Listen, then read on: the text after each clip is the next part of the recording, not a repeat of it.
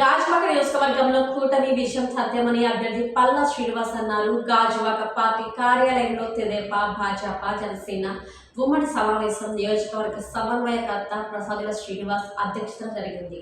ఈ సందర్భంగా పల్లా మాట్లాడుతూ తన ప్రచారానికి వస్తున్న ఆదరణ వెనుక 3 పార్టీల నేతల కృషి ఎంతో ఉందని చెప్పారు. ఈ నెల 24న మధ్యాహ్నం 1 గంటకు తాను గాజువాక అభ్యర్థిగా నామినేషన్ వేస్తున్నట్లు తెలిపారు. పంచమాంబాలయంలో ప్రత్యేక పూజలు నిర్వహించి అమ్మవారి పాదాల చెంత నామినేషన్ పత్రాలు ఉంచి ఆ తర్వాత ర్యాలీగా బయలుదేరి వెళ్తున్నట్లు తెలిపారు.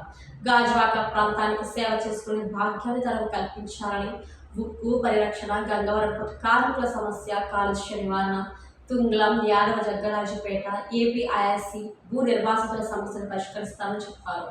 గాజువాక ప్రాంతంపై పూర్తి అవగాహన ఉన్న తనను అఖండ మెజారిటీతో గెలిపించాలని విజ్ఞప్తి చేశారు.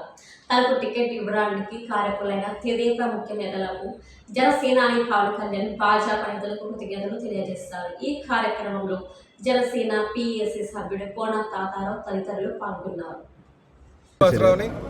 రేపు అనగా 24వ తారీఖున తెల్లవారు 10 గంటలకు 9:30-10 ప్రాంతంలో గాజువాకలో ఉన్నటువంటి గ్రామదేవత అమ్మవారు కుంచిమాంబ తల్లి గుడిలో పేపర్లు అక్కడి నుంచి నామినేషన్ పేపర్లు చూపించి అక్కడి నుంచి నేరుగా 60 అడుగులు 60 ఫీట్ రోడ్లోకి వచ్చి అక్కడి నుంచి కనితి రోడ్డు మీదుగా కృష్ణదేవరాయలు కూడలి దగ్గరికి చేరుకొని అక్కడి నుంచి జీవీఎంసీకి పేపర్లు నామినేషన్ పేపర్లు ఫైలింగ్ చేస్తానండి.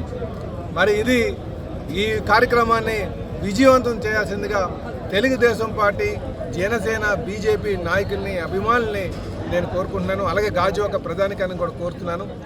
నేను ఈ ప్రాంతంలో అనేక సమస్యల పట్ల నాకు అవగాహన ఉంది, ప్రజల పట్ల అవగాహన ఉంది. గడిచిన 15 సంవత్సరాలుగా ఈ నియోజకవర్గం ప్రజలతో మమేకమై ఉన్నటువంటి వ్యక్తిగా నా నామినేషన్ ప్రక్రియని మీరు అందరూ కూడా పాల్గొని దాన్ని విజయవంతం